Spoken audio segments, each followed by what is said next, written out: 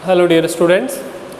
तो देखिए कि कॉन्ट्रैक्ट अकाउंट जो है उसके क्वेश्चंस को आगे बढ़ाते हुए मैं इसमें आगे क्वेश्चन नंबर 18 जो है वो आपको आज करा रहा हूँ। क्वेश्चन नंबर 18 के अंदर जो है एक खास बात ये है कि इस क्वेश्चन के अंदर आपको पहले साल से लेकर और कॉन्ट्रैक्ट जितने साल भी चलता है 4 साल 5 साल, तो उसके बारे में ये क्वेश्चन जो है आपको अच्छे से जानकारी देगा कि वे किस तरीके से अगर साल दर साल कॉन्ट्रैक्ट आगे बढ़ता है और कंप्लीट होता है तो किस तरीके से हम पूरे क्वेश्चन को सॉल्व करते हैं, ठीक है ना। तो इसमें यस जनरली अभी तक आपने जितने भी क्वेश्चंस किए हैं वो फर्स्ट ईयर के किए हैं कि अभी पहले साल में आपने स्टार्ट किया है और काम आपका भी जितना भी हुआ है आधा अधूरा उसको कंप्लीट करके और फिर हमने जो प्रॉफिट था उसका कुछ ऐसा P&L में और कुछ WIP के रिजर्व में रखा। लेकिन उसमें हमको ये नहीं पता चला कि अगर ये पहले साल से आगे जाएगा तो यहाँ पे बचे हुए मटेरियल का जो भी लेबर है, प्लांट है, जो भी बचा सर्टिफाइड अनसर्टिफाइड, उनका किस तरीके से हम डील करते हैं। तो वो सारी चीज़ मैं इस एक क्वेश्चन के अंदर बता रहा हूँ, जिससे कि इसके टाइप के क्वेश्चंस है काफ़ी सारे, जिसके अंदर आप आधा क्वेश्चन आपको दिया हुआ है स्टार्टिंग का कि भी लास्ट ईयर में आपने ये छोड़ा था और अब इसके आगे आप इसको कंटिन्यू कर रहे हो, तो किस तरीके से पहले साल में छूटी हुई चीज़ों को हम आगे लाते हैं। तो वो सारी चीज़ें हम इसके अंदर सीखने वाले हैं। तो देखिए कि यहाँ पर हम बात करें तो पहले मैं क्वेश्चन रीड कर देता हूँ और फिर मैंने इसका कुछ हिस्सा जो है सिंपल जो खाली लिखने का था वो एक बार नोट किया और जो अच्छी कैलकुलेशन है वो मैं यहाँ पे समझा दूंगा और आगे इसको कंटिन्यू करेंगे। अभी एक साल का इसमें और बनेगा। तो क्वेश्चन ये है कि एक्स लिमिटेड एक्स जो है उसने कॉन्ट्रैक्ट लिया है 15 लाख रुपीज़ का और कॉन्ट्रैक्टर जो है उसने ये एग्रीमेंट किया है कॉन्ट्रैक्टी के साथ में कि जितना सर्टिफाइड होगा उसका 80% तो उसको इमीडिएट मिलेगा और बाकी का 20% जो है वो जब काम पूरा होगा तब तक के लिए रोक लेंगे। तो देखिए कि हमको इस चीज़ से कोई फ़र्क नहीं पड़ता है कि उसने रोका नहीं रोका, हमको तो ये मतलब है कि भाई अभी उसने हमको कितना दिया है कैश, तो वो कह रहा है कि जितना सर्टिफाइड है उसका 80% आपको मिला है, तो दैट मीन्स कि 80% ही कैश रिसीव होगा, वही हमारे यूज़ का है।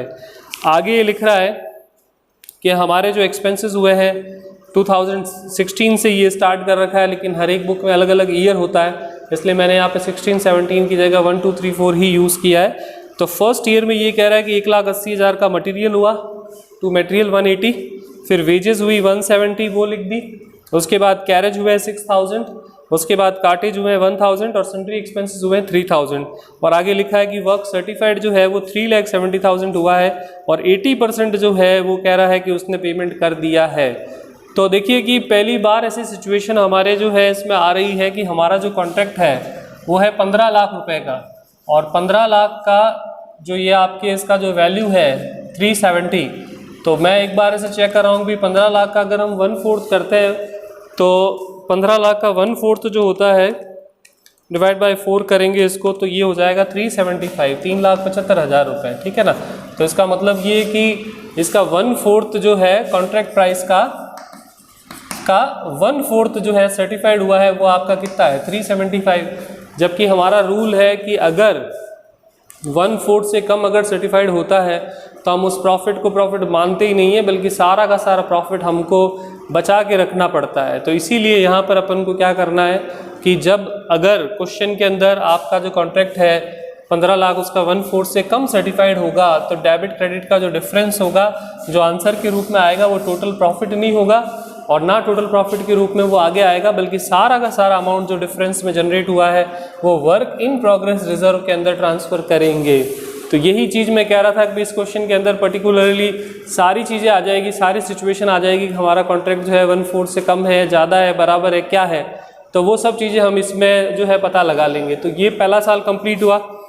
अब देखिए कि पहले साल में जो बाय साइड में जो भी छूटे, चाहे मटेरियल हो चाहे प्लांट हो, जो कुछ भी हमारे पास बचता है वो सारा का सारा सेकंड ईयर में हम क्या करते हैं कैरी करते हैं। लेकिन क्वेश्चन को इजी बनाने के लिए इन्होंने फर्स्ट ईयर के अंदर कुछ छोड़ा ही नहीं बाय साइड में सिवाय WIP के। तो अब केवल WIP जो है बाय साइड में सर्टिफाइड अनसर्टिफाइड वो तो है आपका क्रेडिट में, और एक WIP है जिसके ब्रैकेट में रिजर्व लिखा हुआ, लेकिन बेसिकली ये भी WIP है और ये भी आपका WIP ही है, रिजर्व तो केवल ब्रैकेट में है। तो मतलब एक क्रेडिट में एक डेबिट में है, तो ऐसा है कि क्रेडिट वाला डेबिट करो, डेबिट वाला क्रेडिट करो, इसकी बजाय अपन इसका डिफरेंस करके लिख देंगे तो विल बी बेटर। तो हम क्या करते हैं, ये WIP इधर लिख दिया, सर्टिफाइड अनसर्टिफाइड इस क्वेश्चन में है नहीं, अगर अनसर्टिफाइड होता तो हम देख लेते वो भी जोड़ते, लेकिन नहीं है, और ये WIP रिजर्व माइनस किया तो 370 माइनस 10, तो 360 आपका जो है इसके अंदर फाइनली काम बच गया। क्योंकि मैंने 3,60,000 का काम फर्स्ट ईयर में किया है, जिसको मैं आगे सेकेंड ईयर में कैरी फॉरवर्ड कर रहा हूँ।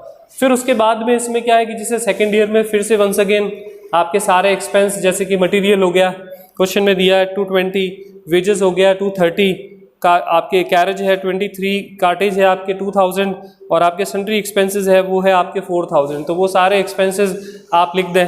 तो मतलब एग्जाम में अगर बड़ा क्वेश्चन आता है तो अगर मान लीजिए कि थोड़ी बहुत 19-20 हो जाती है, लेकिन अगर आप ये क्वेश्चन पढ़कर एक बार पूरे कॉन्ट्रैक्ट अकाउंट के फॉर्मेट में भी इसको लिख देते हो तो 15 नंबर का क्वेश्चन जो है वो आता है। तो टीचर उसमें आपको 8-9 नंबर तो दे देगा, और अगर थोड़ी बहुत कैलकुलेशन भी ठीक होगी तो अच्छे खासे नंबर आप इसमें कवर कर सकते हो, क्योंकि फंडामेंटली देख देख के लिखना है इसमें, और कोई ज़्यादा ऐसी कलाकारी का काम है नहीं।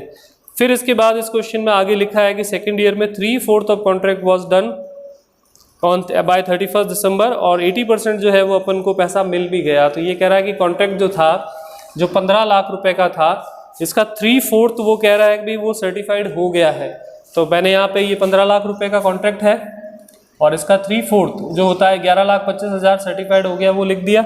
एंड द लास्ट में इन्होंने लिखा है कि इनके पास अनयूज्ड मटेरियल यानी मटेरियल इन हैंड है वो 2200 रुपये का है, और साथ साथ ये कह रहा है कि इनके पास जो वर्क इन प्रोग्रेस अनसर्टिफाइड है वो 17,800 है। तो ये आपके बाय साइड में अनसर्टिफाइड भी आ गया। तो दैट मीन्स कि अब सेकेंड ईयर में आपके पास जो भी इंफॉर्मेशन थी वो सब हमने पुट कर दी इस लेज़र के अंदर। और अब क्योंकि सेकेंड ईयर में इसका जो काम था वो आपके क्या हो चुका है, वो हो गया है आधे से ज़्यादा। तो जब आधे से ज़्यादा काम हो जाता है, 1/4 से भी ज़्यादा होता है, तो हम प्रॉफिट का कुछ हिस्सा P&L में ले जाने के लिए स्टार्ट कर देते हैं। तो यहाँ पर आधे से भी ज़्यादा काम हो चुका है, तो इसका मतलब हमको पहले इसका डिफरेंस करके क्या निकालना पड़ेगा, टोटल प्रॉफिट, और उस टोटल प्रॉफिट का कुछ हिस्सा P&L में जाएगा और कुछ हिस्सा आपके WIP रिजर्व में ट्रांसफ़र करेगा। तो मैं इसका डिफरेंस करके कैलकुलेट करके और एक बार इसको क्लीन करके वापस नेक्स्ट फॉर्मेट बनाता हूँ। तो देखिए कि मैंने इसको आगे कंटिन्यू किया है, और सेकेंड ईयर का जो डिफरेंस था क्रेडिट और डेबिट का वो टोटल प्रॉफिट के रूप में मैंने निकाला है, जो कि 3,06,000 रुपये आ रहा है। अब इस 3,06,000 रुपये के प्रॉफिट को हम आगे लेके आएंगे, और जो हमारा रूल है बेसिक कि हमारा काम जो है वो आधे से ज़्यादा हो चुका है, तो प्रॉफिट का कुछ हिस्सा हम P&L में ले जाएंगे। तो हमारा P&L का जो फॉर्मूला है कि टोटल प्रॉफिट का आधे से ज़्यादा होने पर 2/3 और into cash receive upon work certified, ठीक है ना। तो टोटल प्रॉफिट 3,06,000 है इंटू 2/3 और इंटू कैश बटा सर्टिफाइड। तो देखिए मैंने लास्ट वीडियो से ही एक शॉर्टकट चीज़ मैंने आपको बता दी कि ज़रूरी नहीं है कि आप कैश रिसीव और सर्टिफाइड लिखो। अगर क्वेश्चन में लिखा है कि भाई आपको जो कैश है वो 80% मिलती है, 90% मिलती है, तो आप डायरेक्ट यहाँ लिख दोगे तो भी सही माना जाएगा, और एग्जाम में भले आप अमाउंट लिख दो और चाहे भले ये परसेंट लिखो, सही चलेगा। तो यहाँ पर 80% ये कह रहा है कि काम की आपको कैश मिल जाएगी, जितना आप काम करेंगे सर्टिफाइड होगा उसका 80%। तो 3,06,000 का आप पहले करेंगे 2/3 और फिर उसका 80% आपको मिल चुका है, यानी कि 1,63,200 रुपीज़ आपको इसमें रिसीव हो गए हैं। तो ये आपको यहाँ पर जो है वो P&L में ले जाना है वर्किंग नोट के थ्रू, और बाकी जो बचता है वो एज अ बैलेंसिंग फिगर यहाँ पे आएगा। तो 3,06,000 में से इसका डिफरेंस करेंगे तो 1,42,800 रुपये ये यहाँ आएगा। अब उसके बाद आपको वही वापस नेक्स्ट ईयर में अपने सारे जो सर्टिफाइड अनसर्टिफाइड है उनको आगे लेके आना है, और फिर बाकी जो एक्सपेंसेस होंगे वो हम 1 बाय 1 लिखते रहेंगे। तो जैसे कि आप सबसे पहले लिखेंगे WIP वर्क इन प्रोग्रेस, जिसमें वर्क सर्टिफाइड और वर्क अनसर्टिफाइड आएगा। सर्टिफाइड आपने जो है वो निकाला था, इसमें जो पहले अभी बोर्ड पे लिखा रहा था वो था 11,25,000 रुपये, और अनसर्टिफाइड जो है मैं एक बार वापस थोड़ा क्वेश्चन में देख लेता हूँ। अनसर्टिफाइड का वैल्यू आपका था 17,800 रुपये, 17,800 रुपये अनसर्टिफाइड था। इन दोनों को जोड़ देते हैं और ये हो रहा है 11,42,800, और इसमें से WIP जो रिजर्व वाला अमाउंट था जिसको हमने यहाँ पे डेबिट कर रखा है उसको हम घटा देंगे, जो कि हमारा है 1,42,800। तो 1,42,800 इसमें से जब माइनस करेंगे तो बिल्कुल राउंड ऑफ वैल्यू हो जाएगी इसकी 10 लाख रुपए।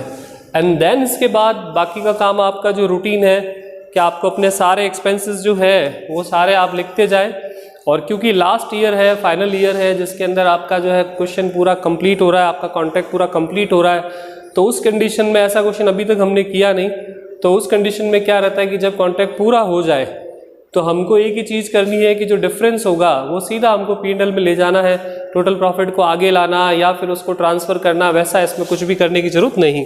तो हम 1 बाय 1 इसमें सारे एक्सपेंसेस जो दिए हैं वो इसमें लिख देते हैं। जैसे कि इसमें मटेरियल दिया है तो मैं मैक्सिमम इसीलिए पहले से लिख देता हूँ, जैसे कि इसको लिखने से वीडियो की लेंथ थोड़ी बढ़ जाती है और टाइम भी ज़्यादा लगता है, नहीं तो आपको मैं नोट कर देता हूँ पहले से, तो वो थोड़ा जल्दी से कम इंटरनेट यूज़ करके आप उसको देख सकते हैं। फिर वेजेस है, उसके बाद इस बार कैरेज नहीं दिया इन्होंने, कार्टेज दिया है, तो कार्टेज है 6000। फिर उसके बाद है सन्ड्री एक्सपेंस, तो सन्ड्री एक्सपेंस है वो आपके ये है 3000, ठीक है। और अब क्योंकि कॉन्ट्रैक्ट ख़त्म हो चुका है तो बस अब आपको केवल और केवल इसका डिफरेंस करना है।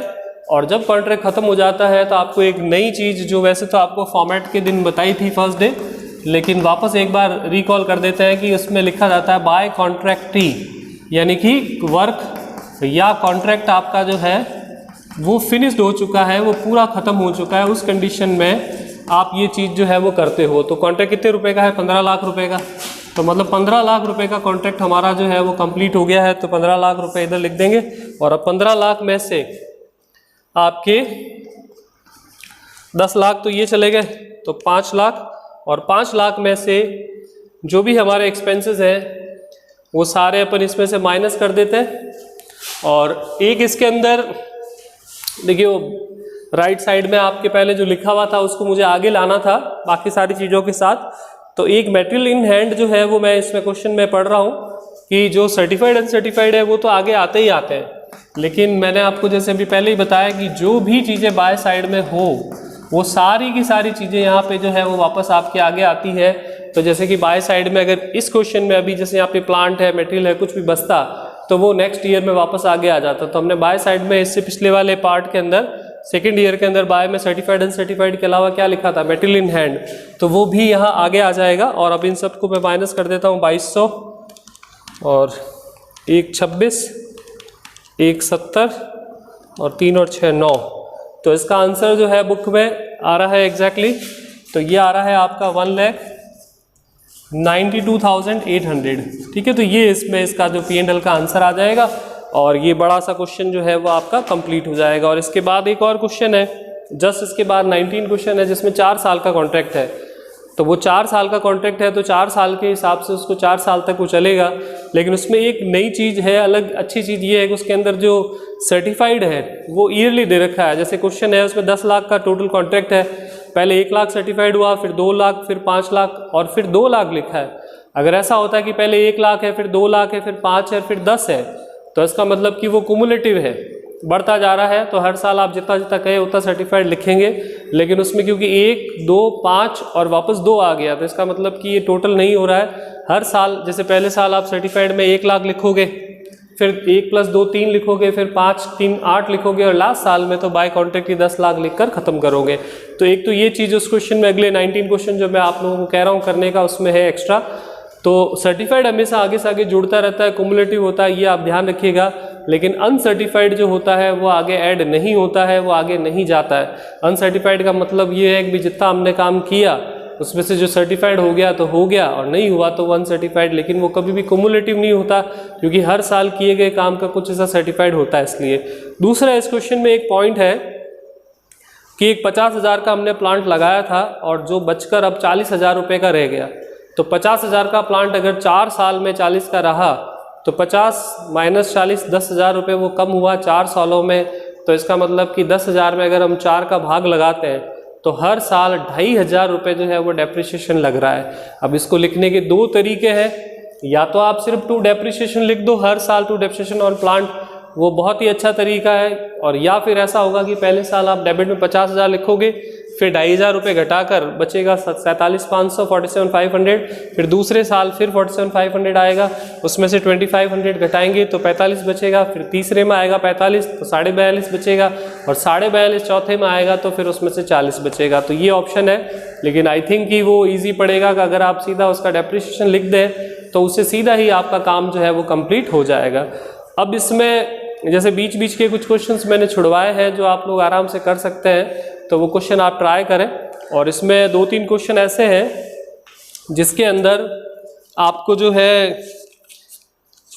क्वेश्चन नंबर आपका है इसके अंदर 10th और 11th, इसके अंदर एक साथ 2-3 कॉन्ट्रैक्ट है, तो उसमें कोई कलाकारी नहीं है, कुछ भी एक्स्ट्रा नहीं है। 2 कॉलम है, 3 कॉलम है, जितने भी हो, बस आपको यहाँ कॉलम बढ़ाना है कि 2 कॉन्ट्रैक्ट साथ चल रहे हैं, 3 चल रहे हैं, तो 3 अमाउंट के कॉलम बन जाएंगे और तीनों में तीनों का मटेरियल, तीनों की लेबर, तीनों के एक्सपेंस ऐसे लिख देंगे।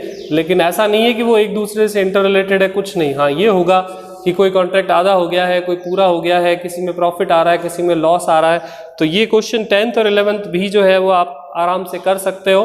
तो कुछ अच्छे अच्छे क्वेश्चंस हैं, क्योंकि वीडियो में अब 30 अगर क्वेश्चन है तो 30 वीडियो बनाना पॉसिबल नहीं होगा और ना ही आप लोग इतना देखोगे, तो इसीलिए फिर मैं इसमें ऐसे ऐसे क्वेश्चन जो एग्जाम के पॉइंट ऑफ व्यू से इंपॉर्टेंट है वो करवा देता हूँ, और बीच बीच के क्वेश्चंस जो आप लोग कर सकते हैं वो आप ट्राई करें। ठीक है, ओके, थैंक यू।